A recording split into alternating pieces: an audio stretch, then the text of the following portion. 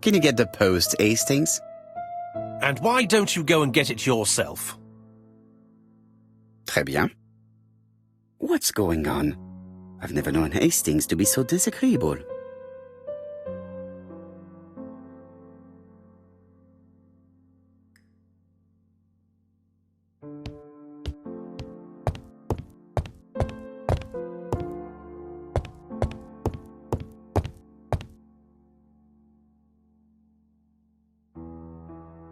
Poor Mr. Poirot.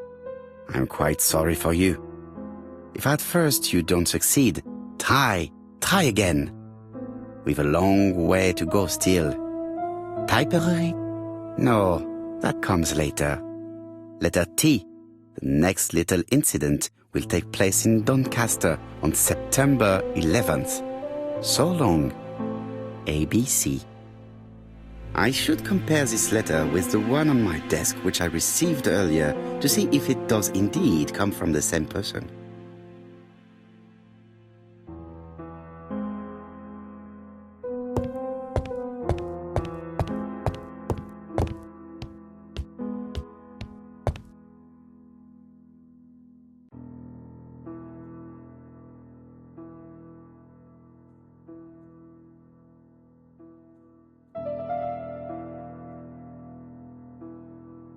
Let us examine this more closely.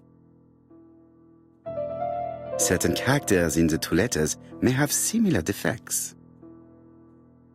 Yes, this I is weird. Yes, the I characters in the two letters do indeed have the same defects. I have to find some other similar defects to confirm my theory. Yes, the A appears to be quite unusual. That's right. The A characters in the two letters do indeed have the same defects. I have to find some other similar defects to confirm my theory. The W is not printed properly. Of course, the W characters in the two letters do indeed have the same defects. My theory was right. These two letters were written with the same typewriter. Hastings, he strikes tomorrow. Chief Inspector Japp? He's on another line. Can I take a message? Yes, please, mademoiselle. It is from Hercule Poirot. Tell him ABC strikes tomorrow in Doncaster. He must call me back. Very well, sir. Bien, now I'm going to see what I can find from these burnt documents. I've received the product I need. Hastings, if you do not mind, I would like you to take a few notes. Yes.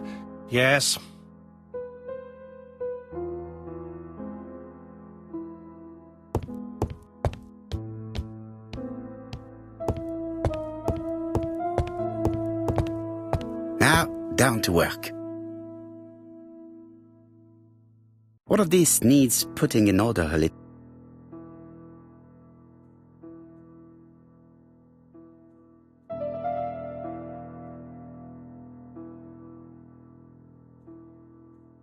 This piece should be placed here.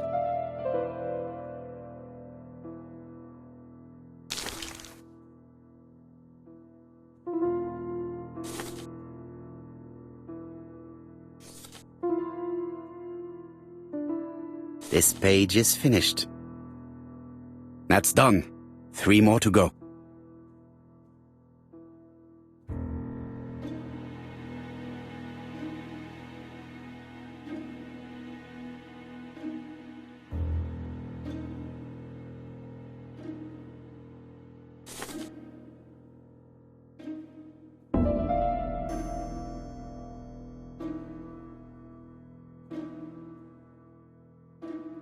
This piece should be placed here.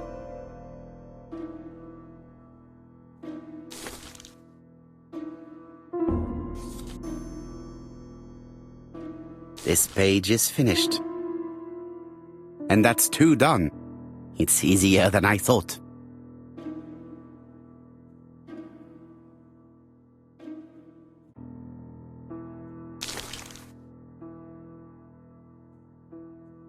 This page is child's play.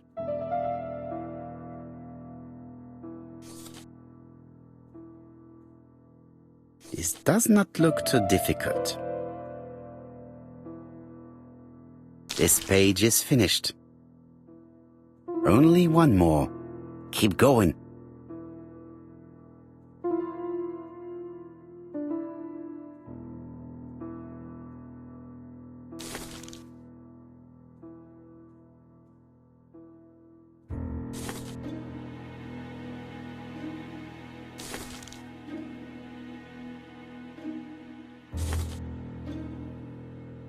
This page is finished. All the pages are reconstructed.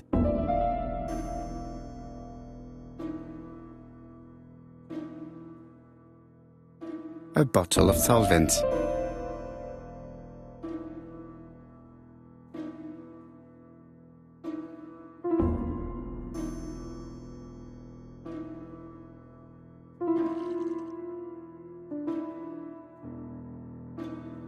The cloth is now soaked with solvent.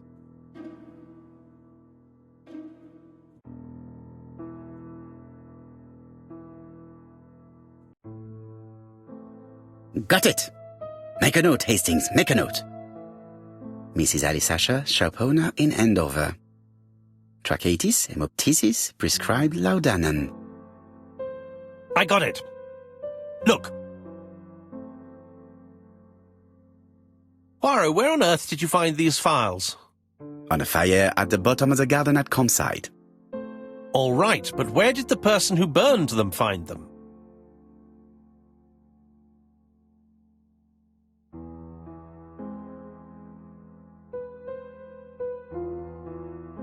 Alice Asher, shop. Betty Barnard. Alexander Bonaparte. Dick Dudley Dunbar, owner of the Black. Let us now try and get our brain cells to work.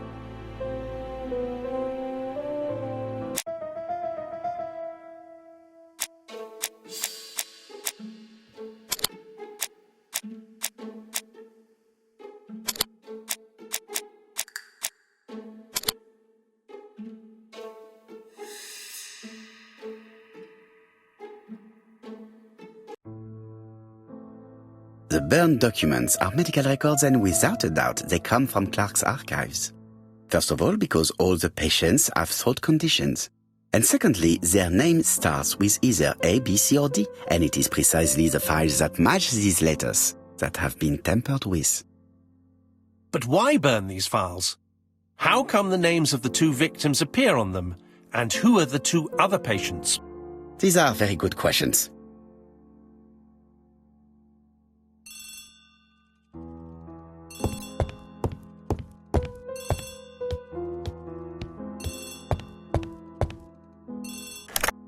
Hello, Poirot? Any news, Chief Inspector? You wanted a stocking seller?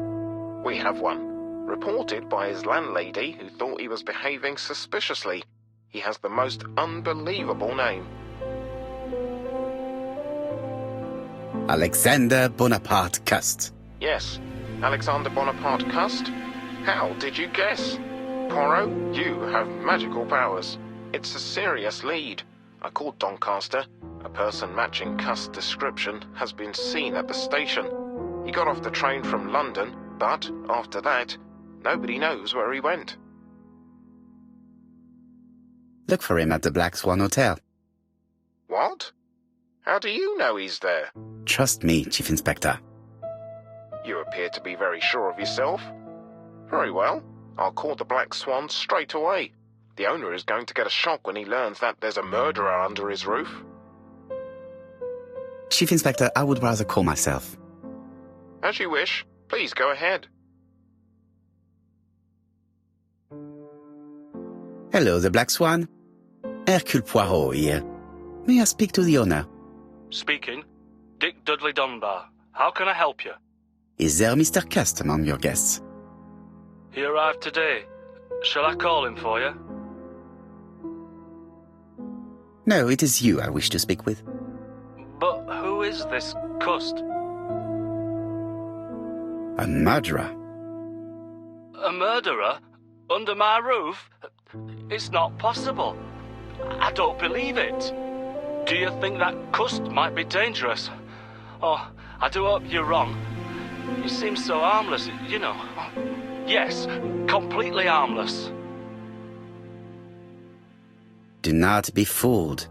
He has already killed 3 people and you are next. A murderer? Under my roof? Good God! Dunbar, can you hear me? Dunbar! Hello? Dunbar has had malaise. That's all we needed. I'm calling the Doncaster police. I hope they get there quickly. Hello, Poirot. We have some good news. The police in Doncaster have caught our man at the Black Swan Hotel. They're sending him here by train. How is the hotel owner?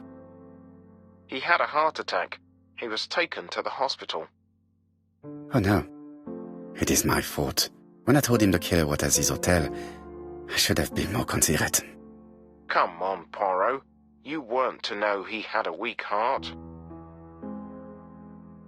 But I should have known. I saw his medical records. Do not torture yourself, Poirot. His attack was not fatal thanks to the quick intervention of the ambulance team. Please keep me informed on his progress. You can count on me. I'll do what's needed. I will visit him at his bedside when the murderer is caught. That's typical of you, Poirot. We should focus on the next part of the investigation in order to avoid other incidents. No, of course. While we're waiting to question Cust, we could search his room in London. Where does he live? The Marbury Guest House. I'll see you there. Yes, but start without me.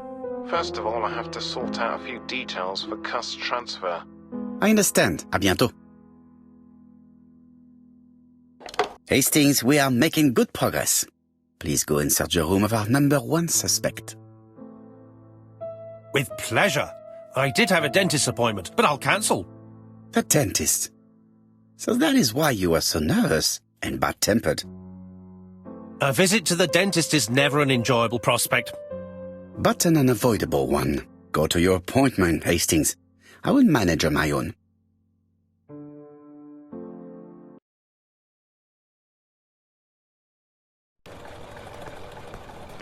To Marbury Guest House, please.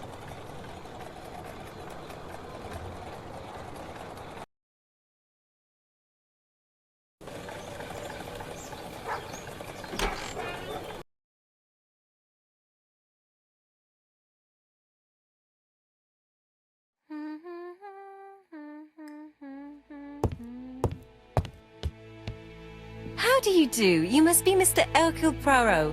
Chief Inspector Chubb told me that you might be coming.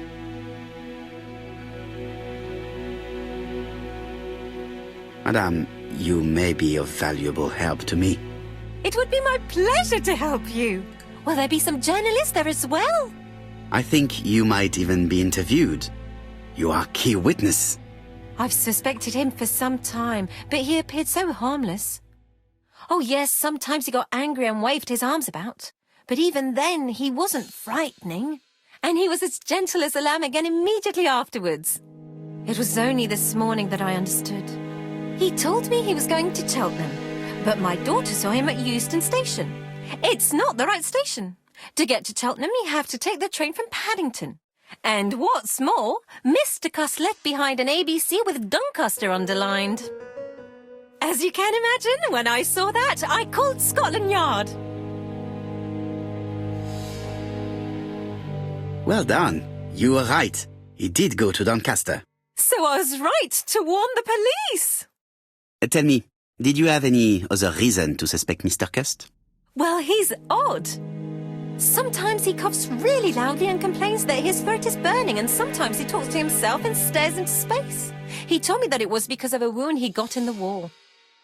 His head hasn't been quite right since, he said. And then he was in Churston when that millionaire got murdered. I found his train ticket when I washed his coat. He didn't want me to wash his shirt. He washed it himself. But I did see big brown stains on it. Do you think it was blood? Well, when I saw them, I thought, look, he spilled his wine or his soup all over himself. But now that I think about it, well, they did look like blood. Got used to travel for his work. Is that correct? Oh, it wasn't for pleasure. He was always unwell on trains. But he had to sell his stockings around England. I have to respect my engagements, he used to say. Do you know where Cust was at the time of the murder in Andover and Bexhill? On June the 21st and July the 25th? No, I don't know. That was a while ago, you know. But surely you keep a register. It won't do you much good. Mr. Cuss rents his room for the year. If he goes away for a few days, I have no reason to make a note of it. Ah, I remember one thing. Bexhill's by the sea, right? Indeed, it is a large seaside resort. Well, as it happens, at the start of July, Mr. Cust asked me to repair his bathing dress. Suspicious, huh? Very interesting. Please continue. I also forgot to say that he started buying newspapers that talked about the case. When did he start buying the newspapers? Let's see. I think it was just after the millionaire's murder in Chertston. He didn't seem all that interested before that. That will be all for now. I'm going to take a look at his room. Take the key on the counter.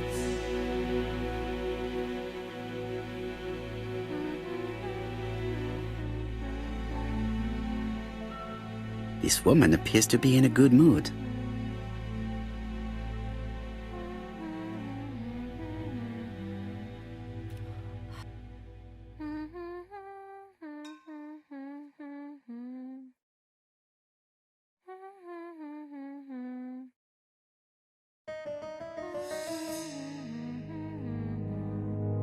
I really would like to help, but I think I've said all I have to say.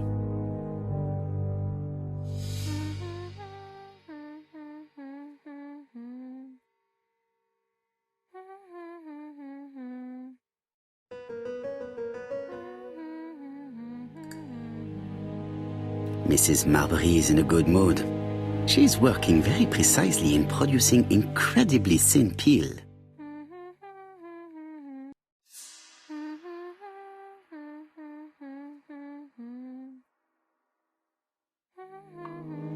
It looks like I've found the real master of this house.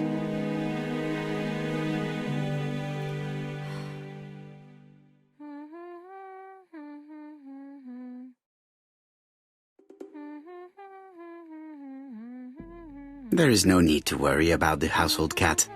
I'm sure that Mrs. Marbury lets it do what it pleases.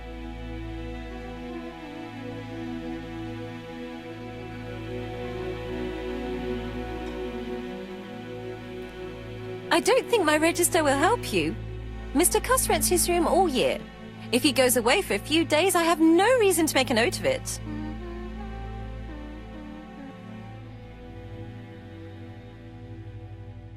The truth is becoming apparent, and I have something to say to Mrs. Marbury.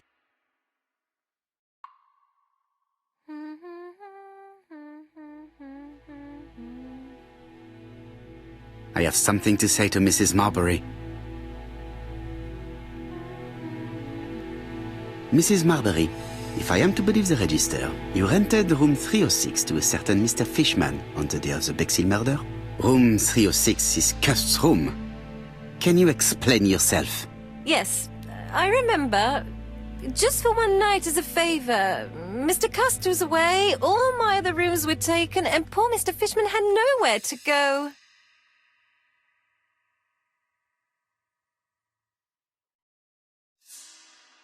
It doesn't matter, provided that you remembered to change the sheets. Oh, do you think so?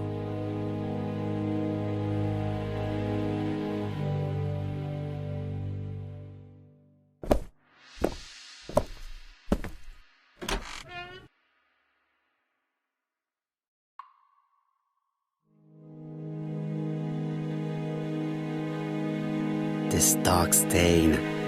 It could be blood, but goodness knows how long it has been there.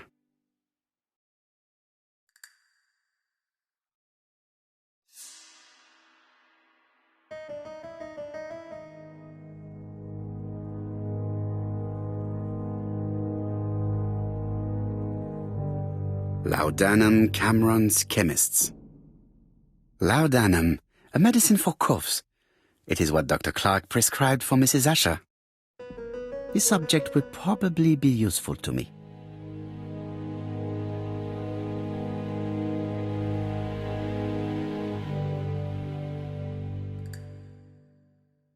Diethyl barbituric acid, Johnson Company.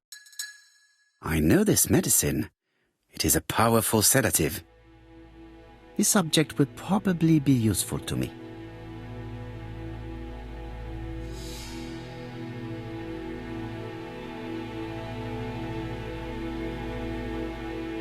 How awful. This place is a real mess.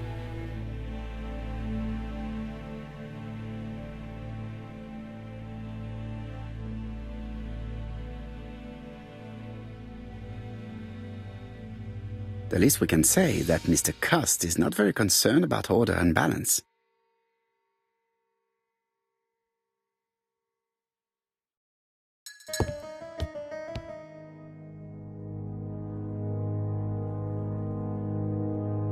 John Milligan, Managing Director, Silky Legs.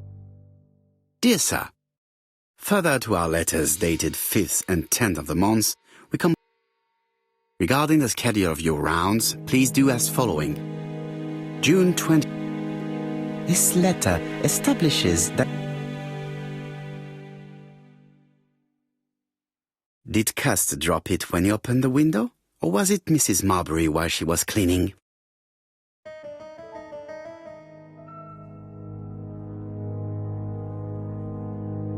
A long-bladed knife. A murderer's weapon. This subject would probably be useful to me.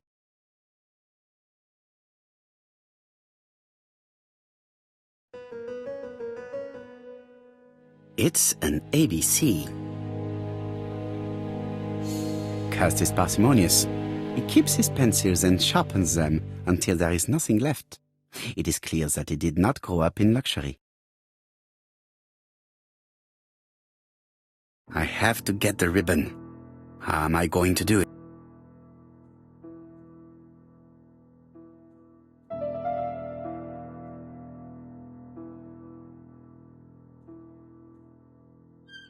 The left-hand heel has been removed.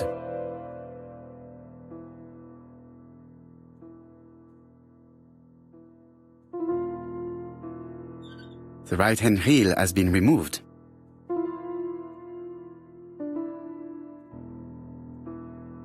Something is blocking the ribbon.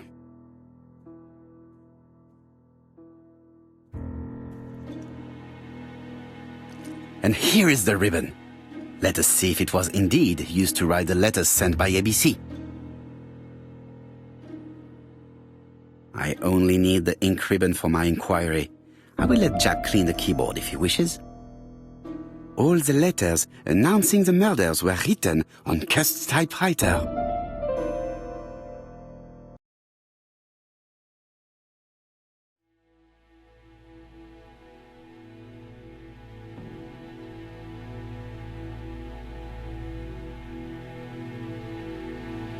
ABC guys, enough to sign about a dozen murders.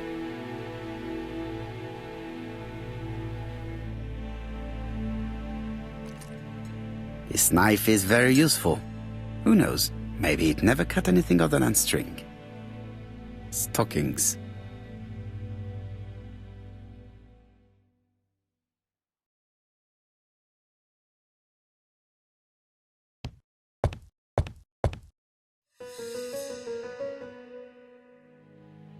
Trousers, white shirts. Everything has been washed very well. The Bexhill daily paper, dated from the day of the Bexhill murder. Most probably the bathing dress repaired by Mrs. Marbury's expert hands. All the main articles referring to the ABC case are here, from the Churston murder onwards. Nothing before that date. Let us now try and get our brain cells to work.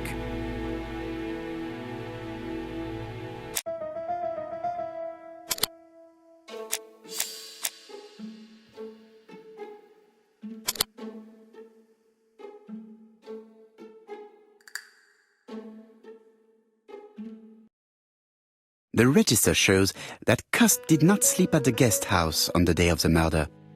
Where was he? Bexhill. The Bexhill paper reveals it. Cust bought this newspaper in Bexhill on July the 25th. No use continuing the inspection of this room. I've seen all there is to see.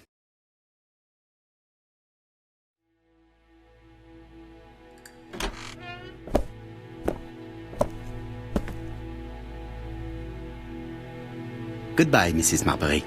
Thank you for your help. Bye. Ah, Chief Inspector. I was about to leave. Good evening, Chief Inspector. Welcome. Please excuse me, I must go to the kitchen. I'll leave the key of Mr. Cust on the counter. I'm sorry I'm late. I've spent ages with the Doncaster police. And you? I have established one fact. On 3 occasions, Cust was at the scene on the day of the crimes.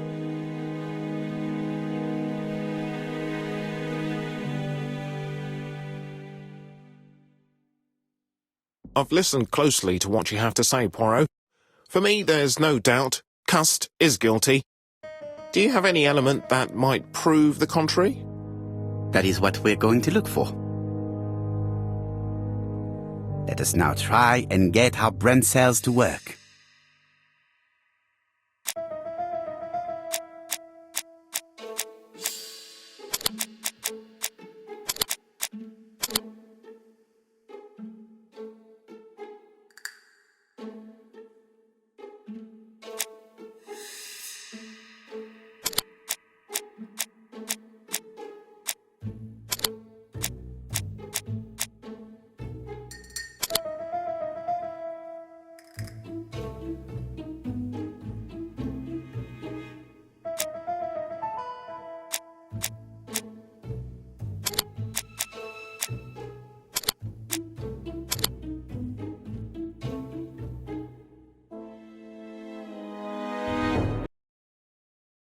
The evidence against Cust is overwhelming. His presence at the scenes, the knife, the blood-stained shirt, the ABCs in a box.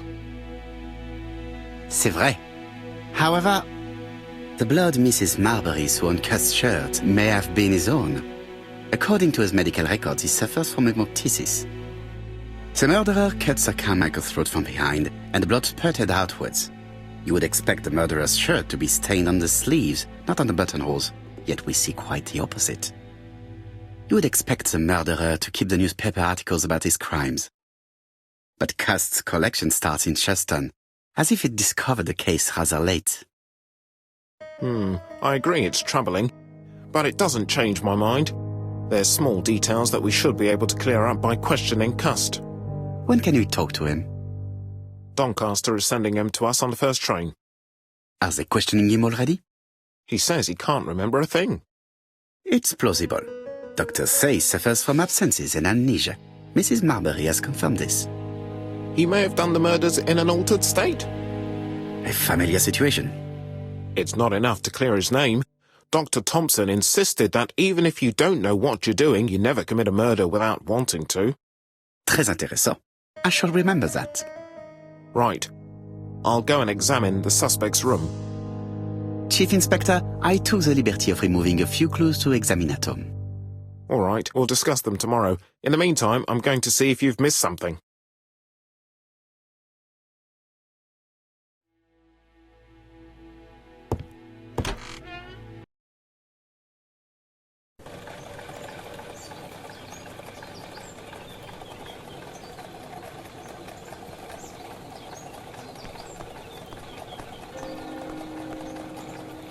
To Scotland Yard, please.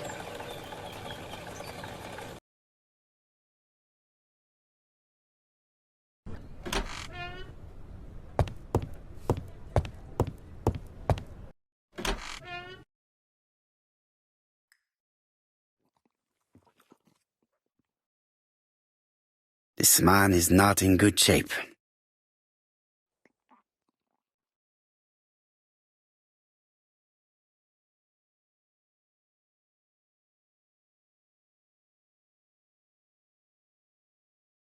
He is worried and very tired, and other police have been hard on him.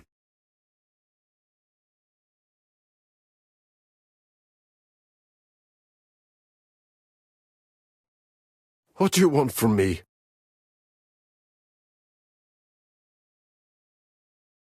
Good day, Mr. Cust. I am Hercule Poirot. Ah, you're the detective. Why did you send me a letter before each crime? Why all these questions? When are you going to stop pestering me? Très bien. You did not hide these letters. But the question remains, who did? Probably one of my enemies. I have many.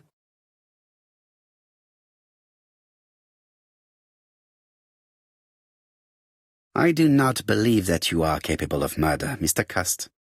I hope not. You suffered during the war. It's true. I was wounded. I suffered. But the army was the only place I didn't feel inferior. No questions. Just orders to follow.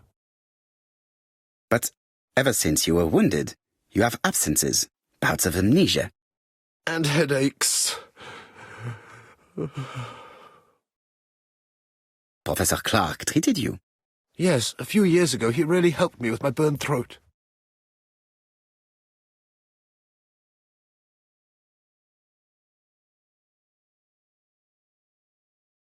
Of course, you never considered killing a doctor who took such good care of you.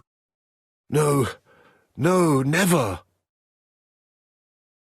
You were seen at all the crime scenes. Yes, I was. I travel a lot, but not for pleasure. I am terribly unwell in trains. But I had to respect my engagements. My employer gave me very precise written instructions about the towns I had to visit. Let's see. The company you claim to work for, Silky Legs, has never heard of you. And as for these letters they sent you, they were written on your own typewriter. The company sent me the typewriter when I started working for them.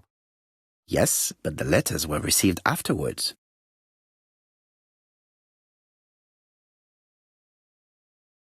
So it would appear that you typed them before sending them to yourself. I don't remember. Good God! I don't know what's happening to me. My head hurts terribly.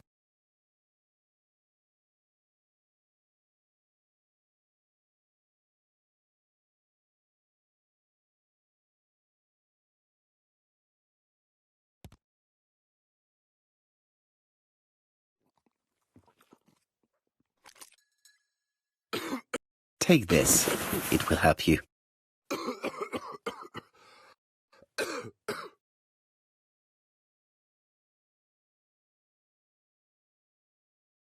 Oh, I think I'll be fine.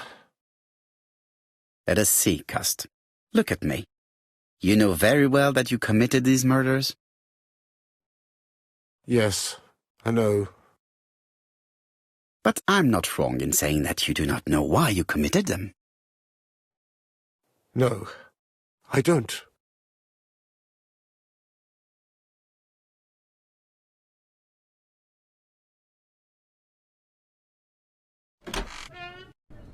And what conclusions have you drawn? Plenty. It might help us to understand him a little better.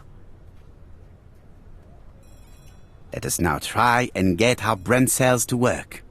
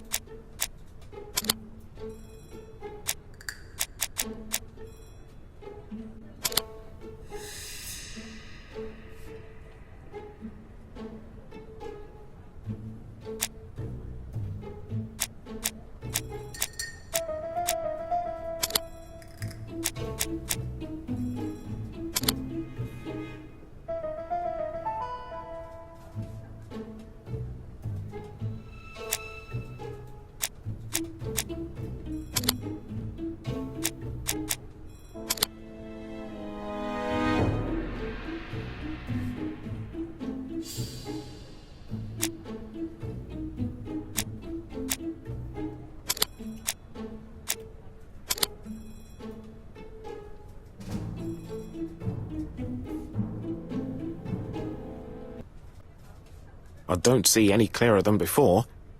This is worse. There is one point to highlight. C'est curieux. Cust admits that he killed, but he does not know why.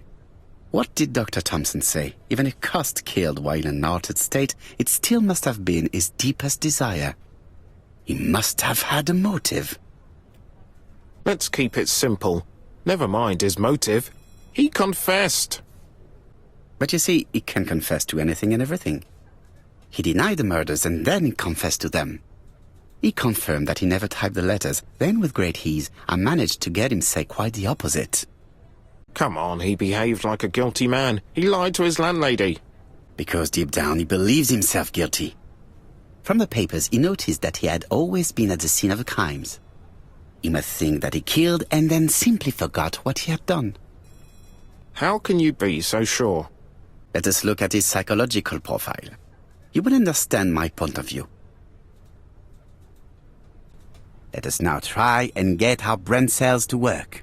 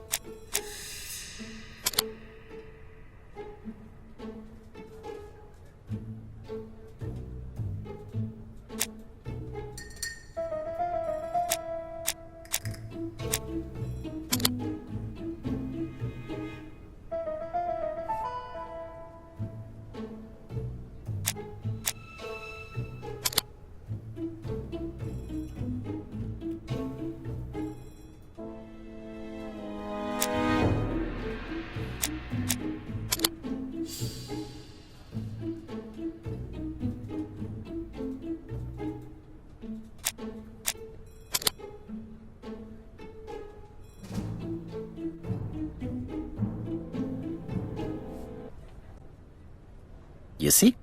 Cust's character is quite the opposite of the murderer's. But if he's a madman, can we really talk about his character? You know very well that our murderer does not behave like a psychopath. Apart from the signature, there is no ritual repetition in the choice of victims. Very well, you're right as always. So we have no confession, no culprit, no suspects, nothing. And all that after 2 months of inquiry? What should I do? Have faith. Just give me 24 hours.